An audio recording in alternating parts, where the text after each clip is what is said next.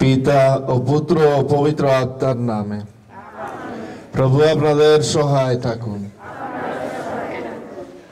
প্রিয় ভাই বোনেরা, আমরা আগমন কাল রয়েছি, আর আজকে মামারিয়ার সাথে আমরা যিশুর জন্য তার আশায় আমরা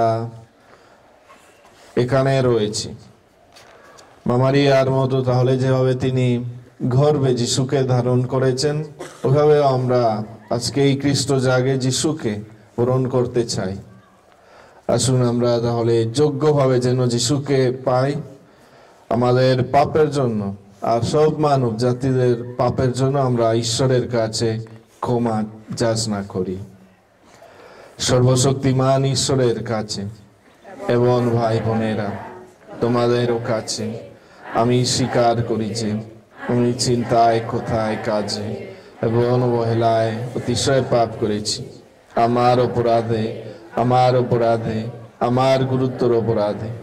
অতএব নিত্য কুমারী ধন্যা মারিয়া, সকল স্বর্গদূত ও সাধু সাধীগণ এবং ভাই বোনেরা, মিনতি করি আমাদের প্রভু পরমেশ্বরের কাছে আমার জন্য প্রার্থনা করো। সর্বশক্তিমান ঈশ্বর আমাদের প্রতি সদয় হন, আমাদের পাপ ক্ষমা করুন এবং শাশ্বত জীবনে আমাদের আনয়ন করুন।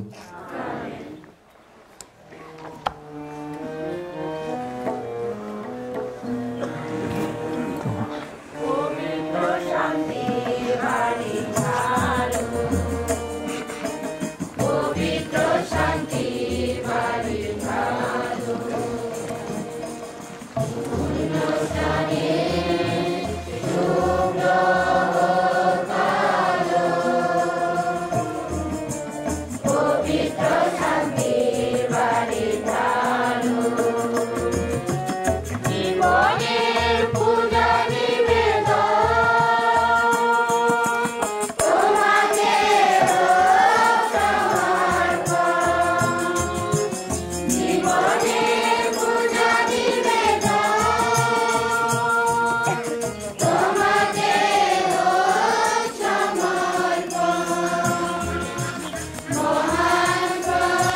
জেগে উঠো।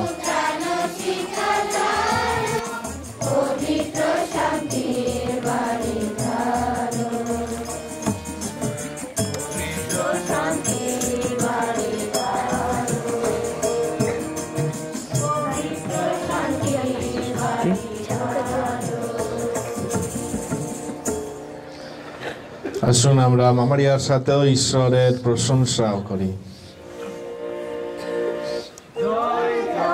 পরমেশ্বরের ঊর্ধ্বলোকে জয়, জয় জয় পরমেশ্বরের ঊর্ধ্বলোকে জয়, লোকে শান্তি তার অনুগৃহীত, ভক্তদের অন্তরে শান্তি। জয় জয় পরমেশ্বরের ঊর্ধ্বলোকে জয়।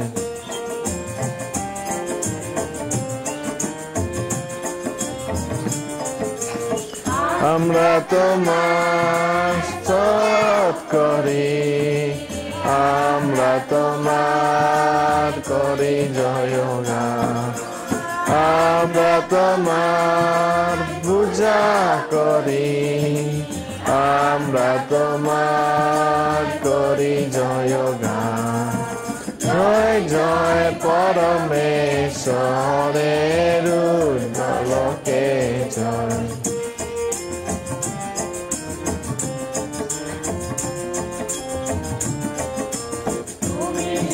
স্বর্গাধীরা শক্তির আধার, তোমায় করি নমস্কার। তুমি স্বর্গাধীরা শক্তির আধার, তোমায় করি নমস্কার।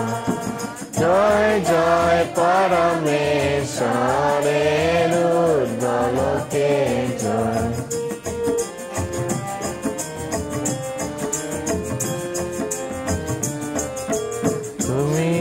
ঈশ্বরের পুত্র অদ্বিতীয় উপবিষ্ট, দক্ষিণ পার্শ্বে অধিষ্ঠিত।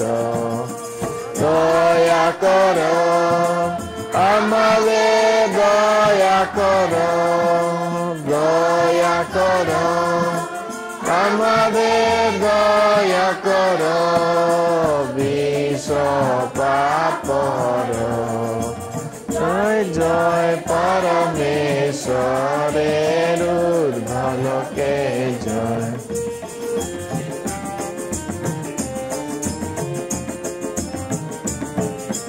তুমি পিতা ও পবিত্র আত্মারে একত্রে বিরাজমান। আসুন প্রার্থনা করি। হে পরম পিতা, তুমি ধন্যা কুমারী মারিয়াকে তার অস্তিত্বের প্রথম মুহূর্ত থেকে পূর্ণ পবিত্র ও পাপবিদ্ধা করে তুলেছ। তিনি যেন জগৎরাতার জননী হতে পারেন। আমরা আজ তোমাকে অনুনয় করি। তুমি যে মন মারিয়াকে তোমার পরম অনুগ্রহে ভাজন করে তুলেছিল, আমাদের ওতে মন তোমার আশীষ ধন্য করো। তোমার পুত্র আমাদের প্রভু যীশু খ্রিস্টের নামে এই প্রার্থনা করি। পবিত্র আত্মার সংযোগে তোমার সঙ্গে জীবনময় সর্বনিয়ন্তা ঈশ্বরূপে তিনি যুগে যুগে বিরাজমান।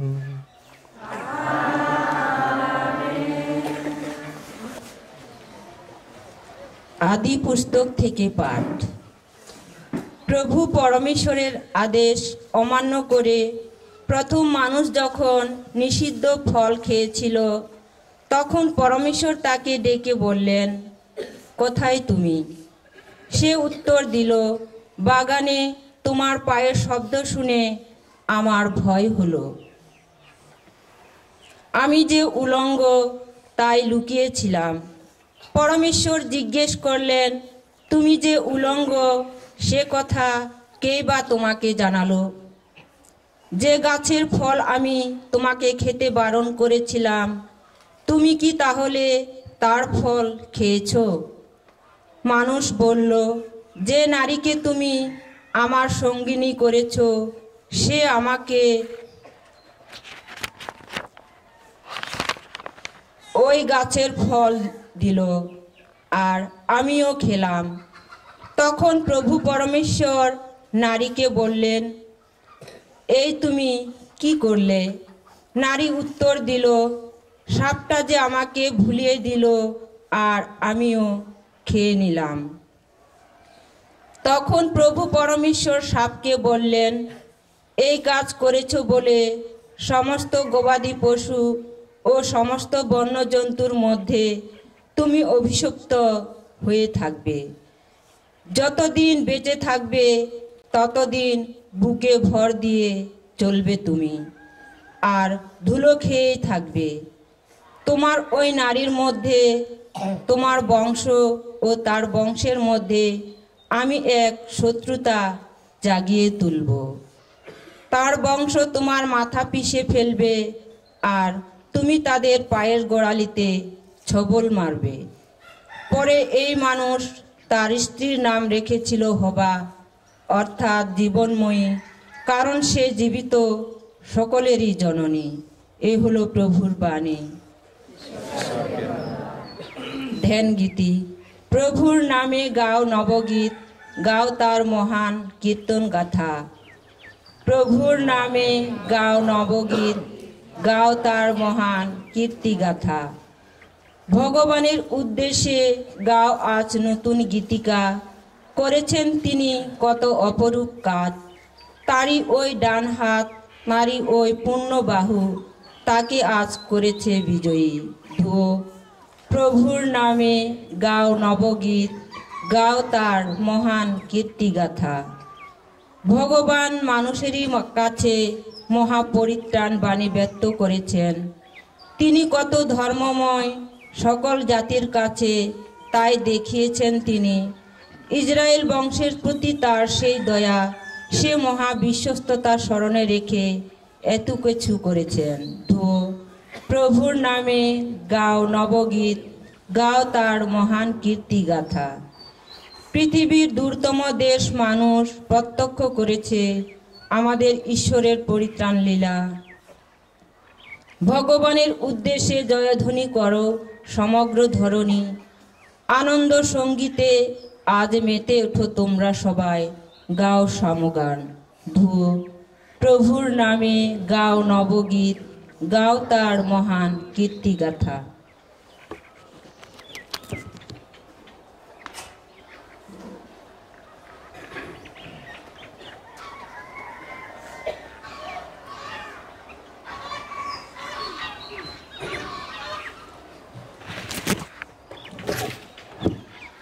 দ্বিতীয় পাঠ, এফেসীয়দের কাছে সাধু পৌলের পত্র। প্রিয়জনেরা, ধন্য আমাদের প্রভু যীশু খ্রিস্টের ঈশ্বর ও পিতা, কারণ খ্রিস্টের আশ্রিত করে তিনি স্বর্গলোকে যত আত্মাধিক আশীর্বাদে আমাদের ধন্য করেছেন। জগৎ সৃষ্টির আগে তিনি আমাদের মনোনীত করেছিলেন খ্রিস্টের আশ্রিত জন রূপে, যাতে তার দৃষ্টিতে একদিন আমরা পবিত্র হতে পারি, অনিন্দ হয়ে উঠতে পারি। আমাদের ভালোবেসে তিনি আগে থেকে স্থির করে রেখেছিলেন যীশু খ্রিস্টেরই জন্যে আমরা তার সন্তান হয়ে উঠব।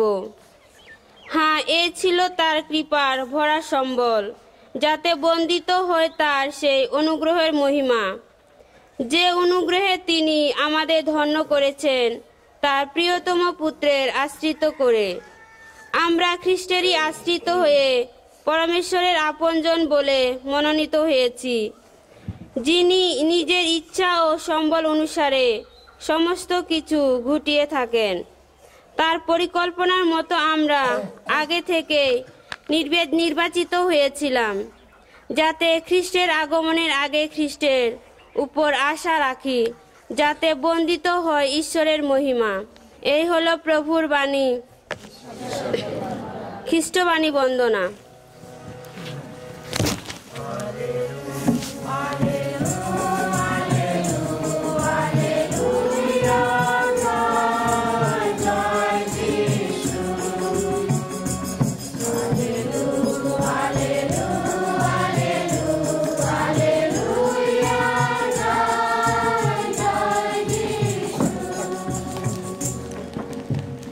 প্রণাম মারিয়া, প্রসাদপূর্ণ, প্রভু তোমার সহায়।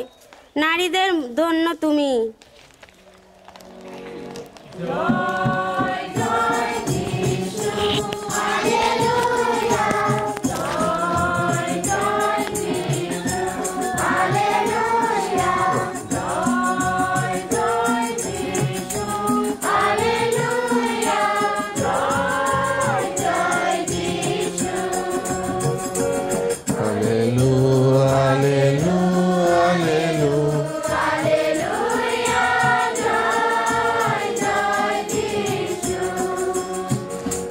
প্রভু আপনাদের সহায় থাকুন।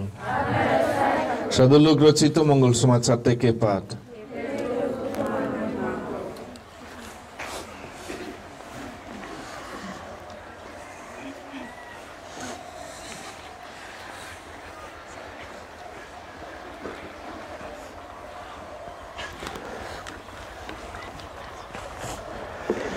একদিন পরমেশ্বর স্বর্গদূত গাব্রিয়েলকে গালিলেয়া প্রদেশের নাজারেত শহরে পাঠিয়ে দিলেন একটি কুমারীর কাছে।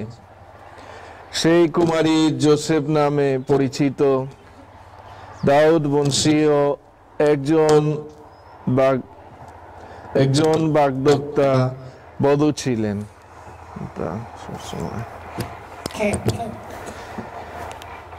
কুমারীটির নাম ছিল মারিয়া। স্বর্গদূত তার কাছে এসে বললেন, প্রণাম তোমায়, পরমাশিস ধন্যা তুমি, প্রভু তোমার সঙ্গেই আছেন। এই কথায় মারিয়া গভীরভাবে বিচলিত হলেন। তিনি ভাবতে লাগলেন, এই অভিবাদনের অর্থ কি? স্বর্গদূত তখন তাকে বললেন, ভয় পেও না মারিয়া, তুমি পরমেশ্বরের অনুগ্রহ লাভ করেছ। শোনো, গর্ভধারণ করে তুমি একটি পুত্রের জন্ম দেবে, তার নাম রাখবে যিশু। তিনি মহান হয়ে উঠবেন, পরাৎপরের পুত্র বলে পরিচিত হবেন। প্রভু পরমেশ্বর তাকে দান করবেন তার প্রীতি পুরুষ দাউদের সিংহাসন। যাকব বংশের ওপর তিনি চিরকাল রাজত্ব করবেন, অশেষ হবে তার রাজত্ব। মারিয়া তখন দূতকে বললেন, তা কি করে হবে, আমি যে কুমারী? উত্তরে দূতটি বললেন, পবিত্র আত্মা এসে তোমার উপর অধিষ্ঠান করবেন, পরাৎপরের শক্তিতে আচ্ছাদিত হবে তুমি। তাই এই যার জন্ম হবে সেই পবিত্র জন ঈশ্বরের পুত্র বলেই পরিচিত হবেন। আর দেখো, তোমার আত্মীয়া এলিজাবেথ, সেও তার বৃদ্ধ বয়সে একটি পুত্রকে গর্ভধারণ করেছে। লোকে যাকে বন্ধা বলে ডাকত, তারই এখন 6 মাস চলছে, কারণ পরমেশ্বরের অসাধ্য কিছু নেই। মারিয়া তখন বললেন, আমি প্রভুর দাসী, আপনি যা বলেছেন আমার তাই হোক। স্বর্গদূত তখন তার কাছ থেকে বিদায় নিলেন। প্রভুর মঙ্গল সমাচার। আজকে পালন করতেছি তাহলে এই রহস্য যে মা মারিয়া অমলভ। এই শব্দের অর্থ তো চেনেন, জানেন? অমলভ মানে কি? নিষ্কলঙ্কা। হ্যাঁ, নিষ্কলঙ্কা মানে কি? নিষ্পাপ। হ্যাঁ, আর কি অর্থ আছে? একদম পবিত্র। কিন্তু কবে থেকে মারিয়া পবিত্র ছিলেন?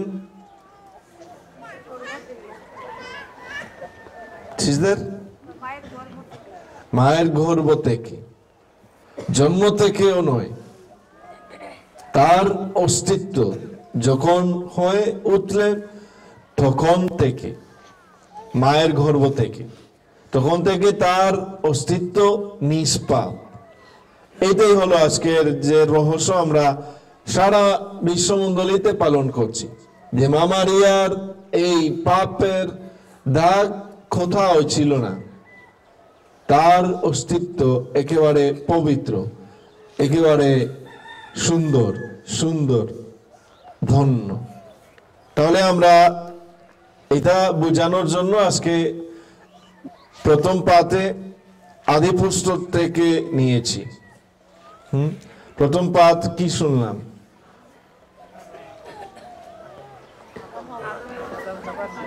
আদম আর হওয়ার সৃষ্টির পর কি হলো? তাদের পতন। হ্যাঁ, আর বিশেষ করে ওই পতনের তাহলে ফল কি হলো এটাই শুনলাম। যখন ঈশ্বর সবকিছু সৃষ্টি করেছেন, সব সম্প্রীতিতে রাখতেন, আর আমাদের হওয়ার আদমের কোনো কষ্ট ছিল না। তাদের খাওয়া ছিল, সবকিছু ছিল বাগানে, তারা সবকিছু পেত, শান্তিতে থাকতো, মৃত্যু ছিল না, কষ্ট ছিল না, কোনো রোগও ছিল না। এটাই ছিল ঈশ্বরের পরিকল্পনা মানুষদের জন্য, যেন সৃষ্টির সাথে, একে অপরের সাথে আর ঈশ্বরের সাথে সম্প্রীতিতে জীবনযাপন করে চিরকালের মতো। কিন্তু ঈশ্বর একটি নিয়ম দিয়েছেন তাদের, সব বাগানের গাছের মধ্যে এই গাছ থেকে তোমরা ফল খাবে না, এইটাই শুধুমাত্র নিষেধ করল। কিন্তু এটার জন্য তারা ব্যর্থ হয়েছেন, আর এর জন্য আমরা এখন কি কষ্টে আছি। দেখেন কত ঠান্ডা লাগতেছে এখানে, কষ্ট করে ঘুম থেকে উঠলাম। হ্যাঁ, অনেকেও একটু দুর্বল, অসুস্থ লাগছে, অনেকে এখন স্মরণ করতেছে যে তাদের প্রিয় আত্মীয় স্বজন মারা গেছে। এইসব কিছু, এইসব কষ্ট হতো না যদি আমরা পাপ না করতাম। এইটা আমাদের বাইবেলের শিক্ষা, এটা আমাদের খ্রিস্টীয় শিক্ষা। কিন্তু কি আশা তাহলে? এখন দেখলাম, শুনলাম এই আদি পুস্তকে কি পাপের পর কি হলো? ঈশ্বর আসলেন মানুষের কাছে, কিন্তু মানুষ কোথায় ছিলেন? কোথায়? লুকিয়ে ছিল। হ্যাঁ, লুকিয়ে ছিল। তারা বলছে, পরে বলছে না, আমি তো শুনলাম যে আপনি আসতেছেন, আর এর জন্য আমি নিজেকে লুকিয়ে ছিলাম। কেন? কারণ লজ্জা পাচ্ছিল। লজ্জা, এটা হতো না আগে। পাপের আগে লজ্জা থাকতো না এই আদমের বা হবার, কোনো লজ্জা নাই, ঈশ্বরের সাথে সরাসরি কথা বলতেন। কিন্তু পাপের পর তারা পালাচ্ছে ঈশ্বরের কাছ থেকে, কাছে যেতে ভয় পায়, ঈশ্বরকে ভয় পায়। এটাই হলো পাপের ফল। যখন আমরা পাপ করি, এটা লাগে না? ভয় লাগে না? অবশ্যই। আর যারা পাপাত্মময় জীবন যাপন করে থাকেন, তারা অনেক অনেক ভয় থাকে, সব সময় ভয় থাকে। আর আরো সহিংস হয় মানুষ যখন এই ভয় থাকে, ভয় লাগে। কারণ চারিদিকে তারা মনে করে যে কেউ কেউ তাদের আক্রমণ করছে, কথা দিয়ে বা চোখ দিয়ে বা অন্যভাবে আমাকে আক্রমণ করছে। ভয় থাকে মানুষ পাপ যখন হয়। তারপর কি বলছেন ঈশ্বর? আচ্ছা, তুমি এটা কি, এটা কেমন করে যে এখন ভয় পাচ্ছ কেন? আর তিনি বলছেন যে আমি উলঙ্গ। আগে বুঝতো না, মানে পশুদের মতো থাকতাম। আমরা যদি উলঙ্গ থাকতাম এখানে, হ্যাঁ দেখো পাখিদের তো কোনো কাপড় নাই, তাদের লজ্জা লাগে না কেন? হ্যাঁ, গরু ছাগল আমরা পরাই কিছু এখন শীতকালের জন্য, কিন্তু অন্য সময় লাগে আমাদের, কিন্তু লাগবে কেন? কেন লজ্জা পায়? দেখো, তোমার তো মনে নাই কিছু বছর আগে তুমি উলঙ্গ ঘুরে বেড়াচ্ছিলে রাস্তায়, গ্রামের মধ্যে। হ্যাঁ, তুমিও সবাই এখানে। লজ্জা পাইতাম না তো? লজ্জা পাইতে? যে হোক, যে মানুষ আসুক না কেন, হ্যাঁ, উলঙ্গ থাকতেও আমরা খুশি ছিলাম, সমস্যা নাই। কিন্তু পরে হঠাৎ করে কেন লজ্জা? এই লজ্জা হলো এই পাপের ফল। এই প্রবণতা আছে এখন আমাদের মধ্যে, এই যে আমরা চিন্তিত আছি যে আমাদের কিছু লুকাইতে হবে, আমাদের সম্মান রাখতে হবে, আমাদের কি যে কে কে দেখছে, কে কে বিচার করছে, কে কে আমাদের আক্রমণ করছে, আর এটা সব কিছু পাপের ফল। এখন তাহলে কিন্তু মনে করো না যে তাহলে শীতকাল পার হলে আমরা উলঙ্গ থাকবো, সমস্যা নাই। এটা আর করা সম্ভব নয়। আমাদের অবশ্যই সুন্দরভাবে এখন এইভাবে থাকা উচিত। কিন্তু আমরা যেন বুঝি যে পাপের ফলের জন্য আমাদের নিজেদের সাথেও সম্পর্ক নষ্ট হয়ে গেছে। এটা প্রথমত, আমরা নিজেদেরও আর চিনিও না, বুঝিও না, সম্মানও করি না যেভাবে ঈশ্বর চেয়েছেন তার এই আদি পরিকল্পনায়। তারপর কি বলেন আদম, আচ্ছা আপনার যে মহিলা আমাকে দিয়েছেন ওইটা আমাকে, ওই যে ফল ছিল ওইটাই খাওয়াইলো। হ্যাঁ, নিজের দোষ স্বীকার করে না আদম, বলছে ওই যে হওয়া আমাকে দিয়েছে খাওয়া। আর তারপর কি হওয়া কি বলে, ওই সাপ করলো, সাপ আমাকে তো খাইলো। আর শেষে সাপকেও শাস্তি দেওয়া হয়। এখানেও তাহলে দেখেন মহিলা আর পুরুষ আবার তাদের সম্পর্ক নষ্ট হয়ে গেল পাপের জন্য। এখন একে অপরকে বিচার করতেছে, একে অপরকে দোষ দিচ্ছে, একে অপরকে তাহলে ক্ষতি করছে। আর এইটাই তো আমাদেরও সবার সম্পর্কের মধ্যে এই প্রবণতাও রয়েছে। আমরা আগের মতো বাপের আগের মতো জীবনযাপন করতে পারতেছি না। কিন্তু তাহলে আমাদের আশা কি? আর আরেকটা কথা, আর সৃষ্টির সাথেও আমাদের সম্পর্ক নষ্ট। এখন সাপটাও দোষ, সাপের দোষ। এই যে আপনি এটাই করেছেন, এটাই সৃষ্টি করেছেন, এটা আপনারও দোষ। মনে হচ্ছে যে মানুষ ঈশ্বরকে দোষ দিচ্ছে। যাই হোক, ঈশ্বর কিন্তু এই আদি পুস্তক থেকে একটি ঘোষণাও দেন। শেষে যখন সাপকে শাস্তি দিচ্ছেন, বলছে তুমি তাহলে ধুলাতে জীবন যাপন করবে, এইভাবে চলবে। কিন্তু কি বলেন, মহিলার বংশ থেকে একজন তোমাকে কি করবেন, আর ওই সাপ কি করবে? দেখেন আমাদের এই মূর্তি, মামারিয়ার মূর্তি, পা এখন আপনারা দেখতে পাচ্ছেন না কারণ ফুল আছে, কিন্তু নিচে কি আছে? সাপ আছে। কেন এই সাপ আছে ওখানে? এই আদিপুষ্টের কথার কারণে। কারণ মামারিয়া হলেন এই নতুন হবা। যেভাবে হওয়ার জন্য আমরা এই তো অভিশাপ পেয়েছি, পাপের মধ্যে আমরা এখন রয়েছি, ওইভাবে এখন মামারিয়ার মধ্যে দিয়ে আমরা নতুন আশা, আমরা এই আশীর্বাদ, কৃপা, পাপের ক্ষমাও পেতে যাচ্ছি। এটাই হলো এই রহস্য। যেভাবে মামারিয়া তাহলে আজকে আমাদের মা, ওইভাবে শেষে এখানে বলে যে হওয়া হবেন সব জীবজন্তুর মা। কিন্তু আমরা নতুন সৃষ্টির মানুষ, যে নতুন সৃষ্টি যিশু উদ্বোধন করেছেন। এটা তাহলে আমাদের আজকের অবস্থা। আমরা যদিও পাপের মধ্যে কোনো রয়েছি, মামারিয়ার মতো আমরা নয়, কারণ শুধুমাত্র তিনি এই আশীর্বাদ পেয়েছেন যে জন্মের আগে পাপ থেকে মুক্তি পেয়েছেন। আমরা দীক্ষা স্নানে এই পাপের দাগ থেকে আমরাও মুছিয়ে ফেলা হয়েছে। তাহলে আসুন আজকে বিশেষ করে আমরা ঈশ্বরকে ধন্যবাদ দেই, কারণ আমরা তার পরিকল্পনায় ছিলাম। আদি থেকেও। আমরা এখানে কেউ সিদ্ধান্ত নেয়নি যে এই জগতে আসবো বা এই দেশে জন্ম নিব বা এই পরিবারের জন্ম নিব না, এটা সব ঈশ্বরের পরিকল্পনা।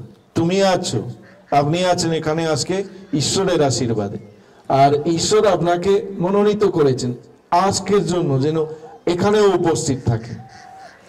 আসুন তাহলে মা মারিয়ার মতো আজকে, যদিও অনেক কিছু বুঝি না আমাদের জীবনের মধ্যে, আমরা মা মারিয়ার মতো বলি ঈশ্বরের কাছে, তোমার ইচ্ছা পূর্ণ হোক, আমি তোমার দাস, আমি তোমার দাসী, তোমার ইচ্ছা পূর্ণ হোক, যেভাবে তুমি চাও সেভাবে হোক আমার জীবনে।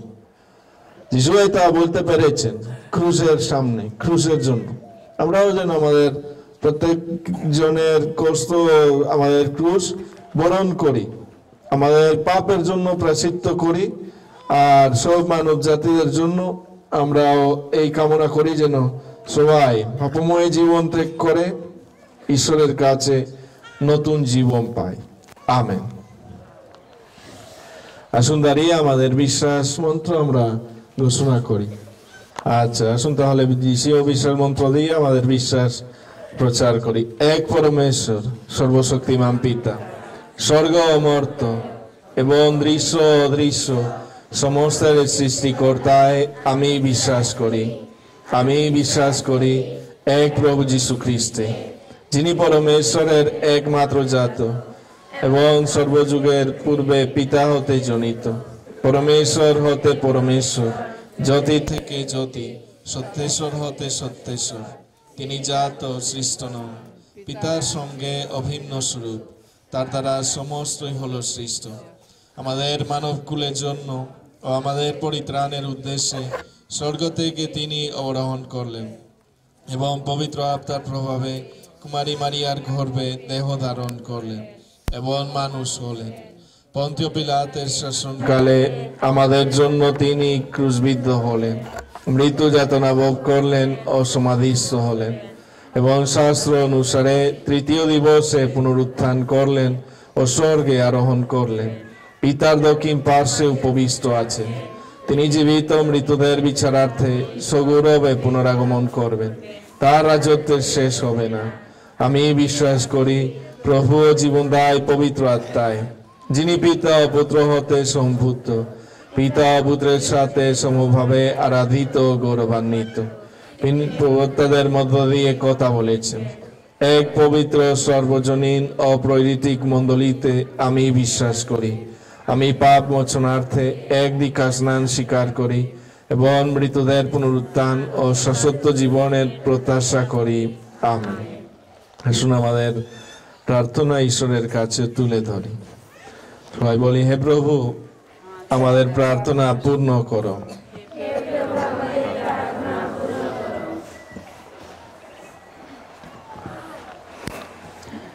আমরা আমাদের মাতা মণ্ডলীর জন্য প্রার্থনা করি।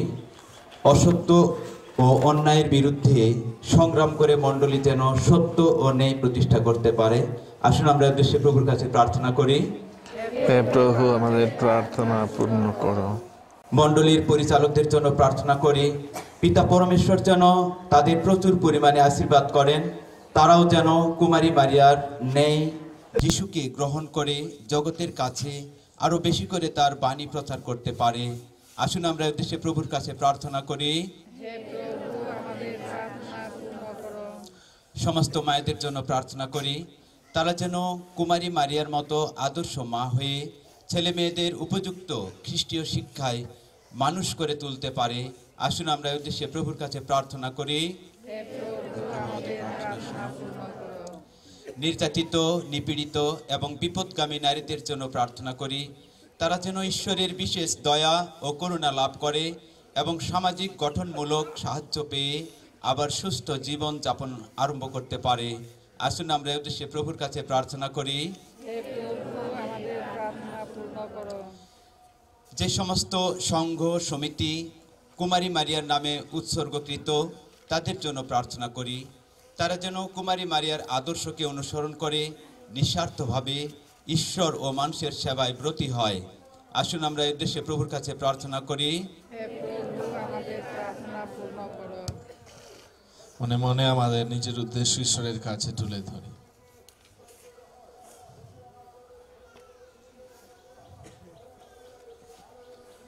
স্মরণ করি যারা আমাদের কাছে প্রার্থনা চেয়েছে, তার পরিবার, যারা আমাদের সহযোগিতা করেন, আমাদের সমর্থন করেন, যারা অসুস্থ রয়েছে, কষ্টে আছে, যারা অস্ত্রহীন,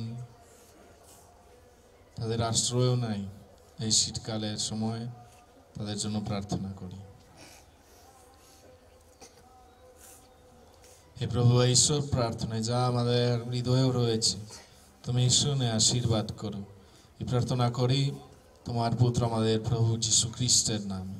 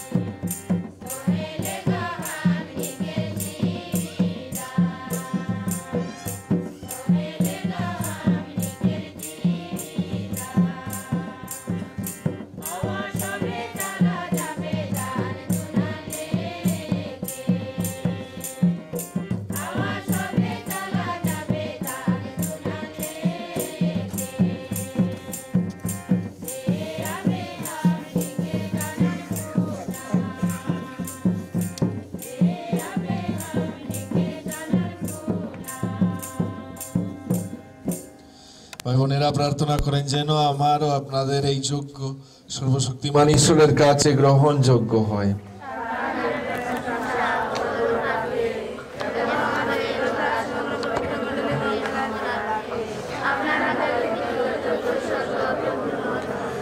হে পরমেশ্বর, পূর্ণময় কুমারী মারিয়ার অমলভব পর্ব দিবসে আমরা এই যে মুক্তি নৈবেদ্য তোমার চরণে উৎসর্গ করতে চলেছি, তুমি তা প্রসন্ন হয়ে গ্রহণ করো। তোমার অসীম করুণায় তিনি যে জন্মের আগে থেকেই সর্বপাপ মুক্ত, সে কথা আমরা মনে প্রাণে বিশ্বাস করি। এখন তোমাকে অনুনয় করি আমরা যেন তার স্নেহাশ্রয় লাভ করে আমাদের সমস্ত পাপের কলঙ্ক থেকে মুক্তি পেতে পারি। এই প্রার্থনা করি প্রভু যীশু খ্রিস্টের নামে।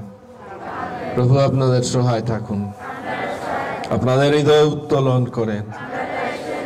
আসুন আমাদের ঈশ্বর প্রভুর ধন্যবাদ করি। হে পরম পিতা, সর্বশক্তিমান সনাতন পরমেশ্বর, সর্বকালে ও সর্বস্থানে তোমার কাছে আমাদের কৃতজ্ঞতা নিবেদন করা সত্যই উচিত, সত্যই কল্যাণ কর।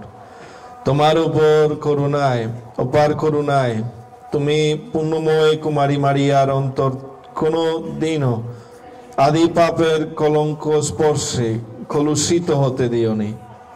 তুমি তাকে তোমার পরম অনুগ্রহ দানে ধন্য করলে, যাতে তিনি হয়ে উঠতে পারেন তোমার পুত্রের যোগ্য জননী।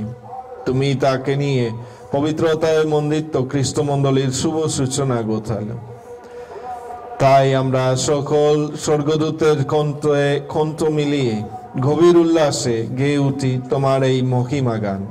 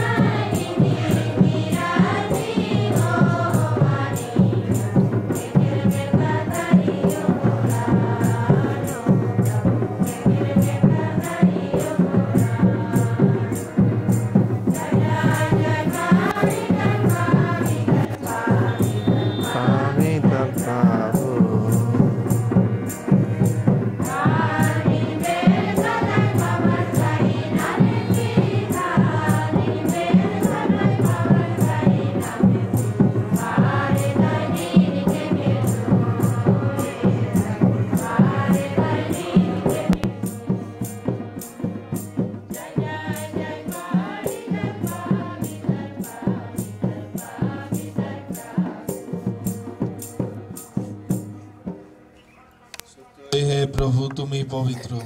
তোমার রচিত সৃষ্টি সকল যথার্থই তোমার বন্দনা করে, কেননা তোমার পুত্র আমাদের প্রভু যীশু খ্রিস্টের দ্বারা পবিত্র আত্মার ক্রিয়াশীল শক্তি দ্বারা তুমি সমস্ত জীবনময় পবিত্র করে থাকো, এবং তোমার জনমণ্ডলীকে তোমাতে সংগৃহীত করতে কখনো বিরত হও না, যেন সূর্যোদয় হতে সূর্যাস্ত পর্যন্ত তোমার নামে অর্পিত হয় নিষ্কলঙ্ক নৈবেদ্য।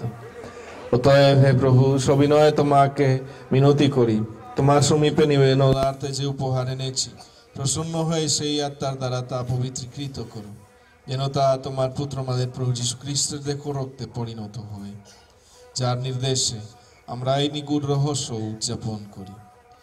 কেননা যে রাত্রিতে তিনি সমর্পিত হলেন, তিনি রুটি হাতে নিলেন এবং তোমাকে ধন্যবাদ জানিয়ে আশীর্বাদ দান করলেন, তা ভাঙলেন এবং তার শিষ্যদের দিয়ে বললেন, নাও, এ থেকে খাও সকলে, কেননা এ আমার দেহ, যা তোমাদের জন্য সমর্পিত হবে।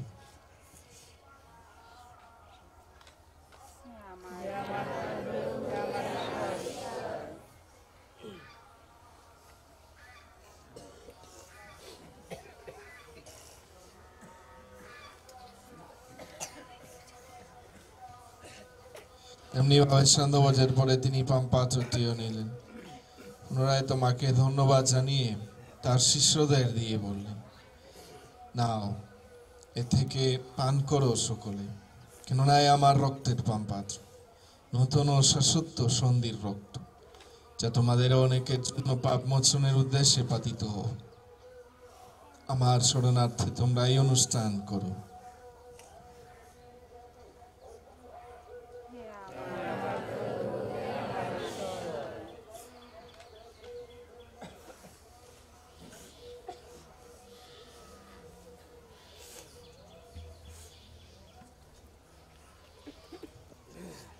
আসুন বিশ্বাসের রহস্য ঘোষণা করি।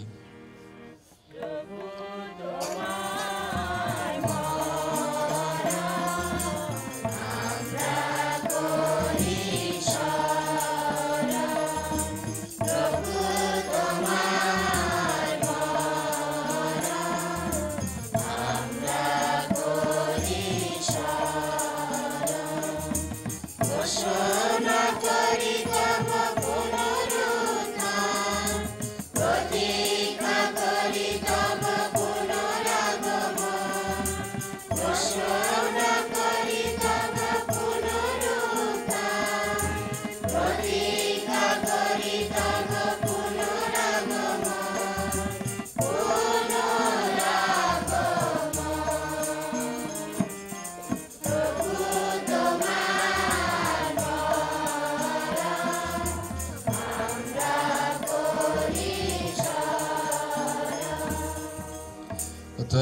প্রভু তোমার সেই পুত্রের মুক্তিদায় যাতনা ভোগ এবং বিস্ময়কর পুনরুত্থান ও স্বর্গে আরোহণ স্মরণে এবং তার পুনরাগমনের উদ্দেশ্যে প্রতীক্ষমান হয়ে আমরা ধন্যবাদ জানিয়ে তোমার কাছে এই পবিত্র জীবনময় যজ্ঞ অর্পণ করি।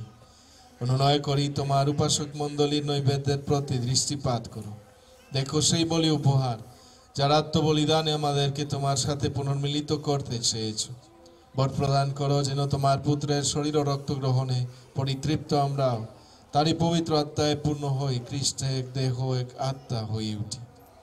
তিনি আমাদেরকে তোমার নিকটে শাশ্বত নৈবেদ্য রূপে পরিণত করুন, যেন তোমার মনোনীত জনদের সঙ্গে সর্বোপরি ঈশ্বর জননী ধন্যা কুমারী মারিয়া, তার স্বামী ধন্য যোসেফ, ধন্য প্রেরিত শিষ্য এবং গৌরবান্বিত সাক্ষ্যমর্গণ এবং সমুদয়ের সাধু সাধীর সঙ্গে আমরা তাদের উত্তরাধিকারের অংশীদার হতে পারি। তোমার কাছে যাদের নিত্য অনুনয়ের সহায়তায় ভরসা রাখি। অনুনয় করি হে প্রভু, আমাদের পুনর্মিলনের এই বলি উপহার সমস্ত পৃথিবীতে শান্তি ও মুক্তি আনয়ন করুক। প্রসন্ন হয়ে এই জগতে তীর্থযাত্রী তোমার উপাসক মণ্ডলীকে, তোমার সেবক আমাদের পোপ ফ্রান্সিস ও আমাদের বিশ্বজের বা রোজারিওসের সাথে, বিশ্বমণ্ডলী ও সমগ্র যাজক সমাজের সাথে এবং তোমার আপন জনগণ রূপে সংগৃহীত সর্বজনের সাথে বিশ্বাসে ও প্রেমে সুদৃঢ় করে রাখো। অনুগ্রহ করে তোমার এই পরিজন মণ্ডলীর প্রার্থনা শুনো। আমাদের প্রার্থনা পূর্ণ করো প্রভু। যে উদ্দেশ্যে আমরা এসেছি তোমার কাছে আজকে মামারিয়ার মধ্য দিয়ে, তুমি তা পূর্ণ করো আমাদের জীবনে। যাদেরকে তোমার সাক্ষাতে দাঁড়াতে আহ্বান করেছো তাদের প্রতি সদয় দৃষ্টিপাত করো এবং হে স্নেহময় পিতা, পৃথিবীর সর্বত্র ছড়িয়ে পড়া তোমার সন্তানদের করুণাগুণে তোমাতে সম্মিলিত করো। আমাদের পরলোকগত ভাই বোনদের এবং যারা তোমাতে প্রীতিভাজন হয়ে ইহলোক থেকে প্রস্থান করেছেন, প্রসন্ন হয়ে তাদের সকলকে তোমার রাজ্যে গ্রহণ করো। প্রত্যাশা করি আমরাও সেখানে তাদের সঙ্গে শাশ্বতকাল ধরে তোমার পরিপূর্ণ মহিমার মাঝে পরিতৃপ্ত হয়ে থাকো, যার দ্বারা তুমি জগতে সর্বমঙ্গল বিধান করো আমাদের প্রভু যীশু খ্রিস্টের দ্বারা। তারি ধারা, তারি সঙ্গে, তারি মধ্যে পবিত্র আত্মার সংযোগে হে সর্বশক্তিমান পিতা পরমেশ্বর, সমস্ত গৌরব তোমারে, তোমারই সমস্ত মহিমা যুগ যুগান্তরে।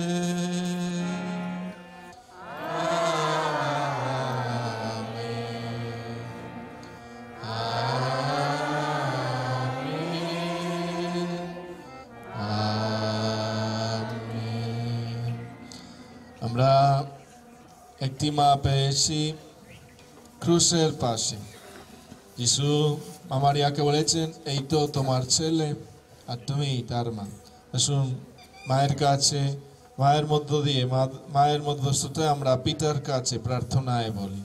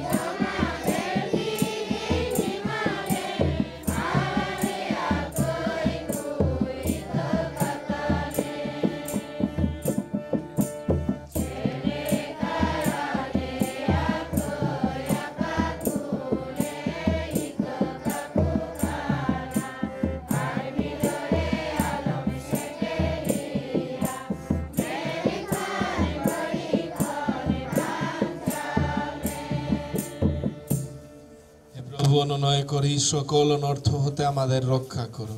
প্রসন্ন হয়ে প্রত্যক্ষ আমাদের শান্তি প্রদান করো, যেন তোমার করুণার উপর নির্ভর করে আমরা পাপ থেকে সর্বদা মুক্ত এবং সমস্ত সংকট থেকে নিরাপদে থাকি। আমরা রয়েছি সেই পূর্ণ আশায় এবং আমাদের মুক্তিদাতা যীশু খ্রিস্টের আগমনের প্রতীক্ষায়।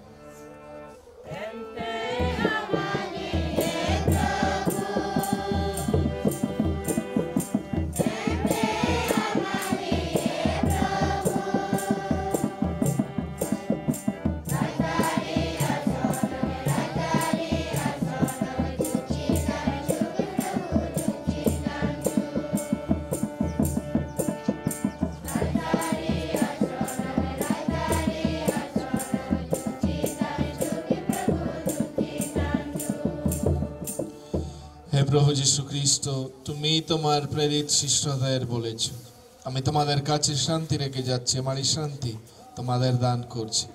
আমাদের পাপের প্রতি নয়, বরং তোমার মণ্ডলীর বিশ্বাসের প্রতি দৃষ্টিপাত করো। প্রসন্ন হয়ে তোমার ইচ্ছা অনুসারে তাকে শান্তি ও একতা প্রদান করো। তুমি জীবিত আছো, রাজত্ব করছো যুগে যুগান্তরে। প্রভু আমাদের মধ্যে বিরাট। আসুন আমরা পরস্পরকে খ্রিস্টের শান্তি প্রদান করি। খ্রিস্টের শান্তি।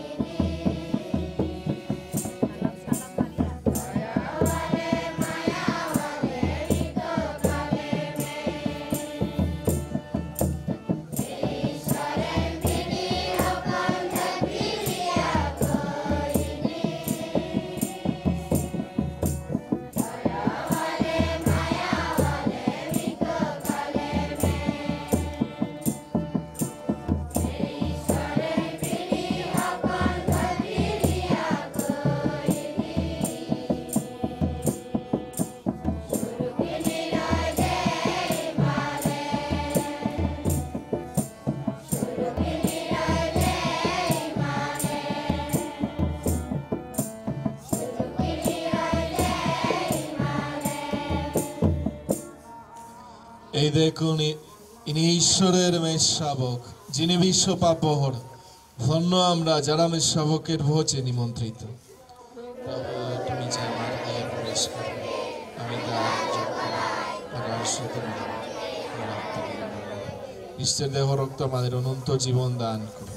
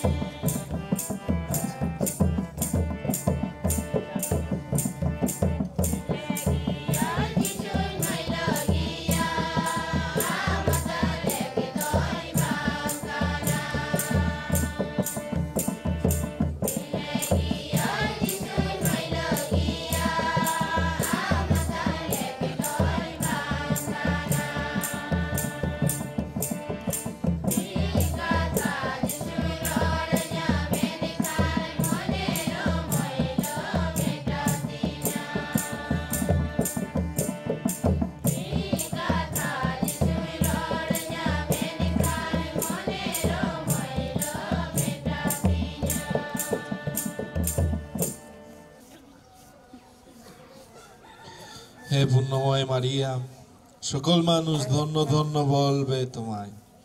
তোমারই গর্ভে উদিত হয়েছেন মুক্তির দিবাকর যীশু খ্রিস্ট, বিশ্ব ঈশ্বর। আসুন প্রার্থনা করি। পরমেশ্বর, তুমি অপূর্বভাবে পুণ্যময়ী কুমারী মারিয়াকে মাতৃগর্ভ তার উদ্ভব লগ্ন থেকে আদি পাপের কলঙ্ক থেকে মুক্ত করে রেখেছিলে।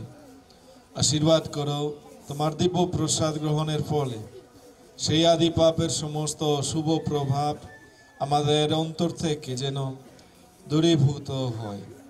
আমাদের প্রভু যীশু খ্রিস্টের নামেই প্রার্থনা করি। প্রভু আপনাদের সহায় থাকুন।